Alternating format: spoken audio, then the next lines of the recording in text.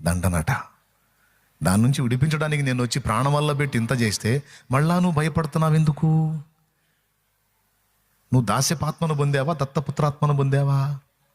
దత్తపుత్రాత్మను, పరిశుద్ధాత్మను పొంది అబ్బా తండ్రిని మొరపెడుతున్నప్పుడు ఇక నువ్వు భయపడటానికి తావులేదు కదా, దేవుని దగ్గరికి వెళ్ళడానికైనా పరిస్థితులను ఎదుర్కోవటానికైనా. కాబట్టి భయపడొద్దు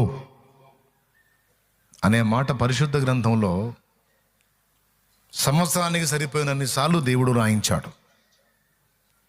భయపడకుడి, భయపడకుడి, భయపడకుడి, భయపడకుడి. ఎందుకంటే ఈ భయంతోనే అశాంతి, ఆవేదన, దుఃఖం అన్నీ కలుగుతాయి నాడు దేవుడు.